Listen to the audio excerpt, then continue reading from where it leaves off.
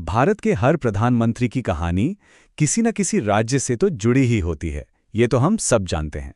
पर क्या कभी ये सोचा है कि अगर इन सभी कहानियों को एक साथ जोड़कर देखें, तो क्या कोई खास पैटर्न, कोई दिलचस्प बात निकल कर आती है? इसका जवाब काफी हैरान करने वाला है। चलिए, आज इसी को समझने की कोशिश करते हैं। तो सवाल बिल्कुल सीधा है।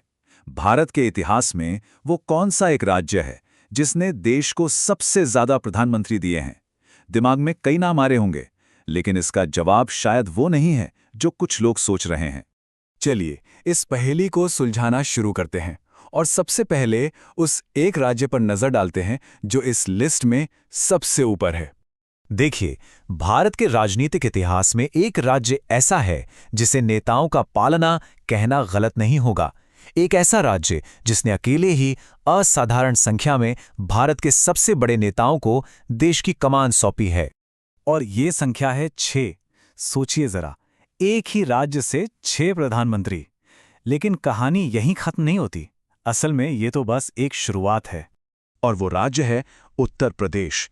जी हां, जरा नामों पर गौर कीजिए। देश के पहले प्रधानमंत्री जवाहरलाल नेहरू से लेकर लाल बहादुर शास्त्री, इंदिरा गांधी, चौधरी चरण सिंह, वीपी सिंह और चंद्रशेखर तक, ये सब के सब दिग्गज नेता उत्तर प्रदेश की ही जमीन से निकले।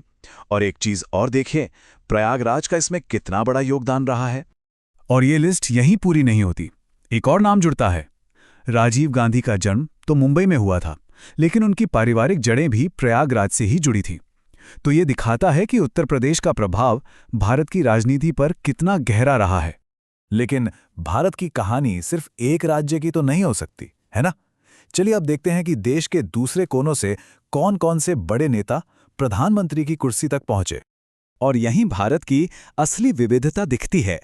पश्चिम में गुजरात से मोरारजी देसाई और नरेंद्र मोदी, तो दक्षिण में तेलंगाना से पीवी नरसिम्हा राव और कर्नाटक से एचडी देवेगौड़ा, और देश के दिल यानी मध्य प्रदेश से अटल बिहारी वाजपेयी। तो ये साफ है कि लीडरशिप किसी एक क्षेत्र तक सीमित नहीं रही। तो अब तस्वीर बिल्कुल साफ हो रही है। जहां नेता पूरे भारत से आए हैं, वहीं सिर्फ 2 ही राज्य ऐसे हैं जिन्होंने देश को एक से ज्यादा प्रधानमंत्री दिए हैं। एक तरफ है उत्तर प्रदेश, जो 6 के साथ बहुत आगे है, और दूसरी तरफ है गुजरात, 2 प्रधानमंत्रियों के साथ। अब कहानी में एक और दिलचस्प मोड़ आता है। 2 ऐसे भी प्रधानमंत्री हुए हैं जिनकी जड़ें भारत की आज की सीमाओं के बाहर थीं। यहां बात हो रही है इंद्र कुमार गुजराल और डॉक्टर मनमोहन सिंह की। दोनों का जन्म आज के पाकिस्तान में हुआ था, लेकिन भारत आकर दोनों की राजनीतिक यात्रा बिल्कुल अलग-अलग रही।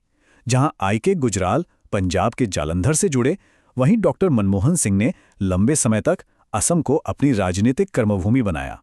तो इन सभी अलग-अलग तथ्यों को एक साथ कैसे समझा जाए? चलिए अब एक अंतिम तस्वीर देखते हैं जो पूरी कहानी को एक साथ जोड़ देगी।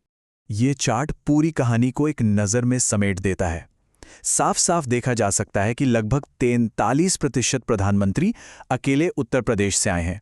इसके बाद गुजरात और पाकिस्तान में जन्मे नेताओं का हिस्सा आता है, और फिर बाकी सभी राज्य मिलकर भी एक छोटा हिस्सा ही बनाते हैं।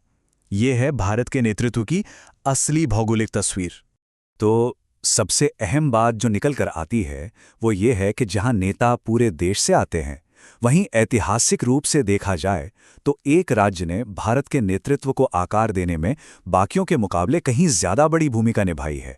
और ये सारी जानकारी हमें एक बहुत बड़े सवाल पर लाकर छोड़ देती है कि क्या किसी नेता का गृह राज्य, मतलब वो कहाँ से आते हैं, ये बात वाकई उनके काम करने के तरीके और उनकी नीतियों पर कोई असर डालती है? सोचने वाली बात है ना।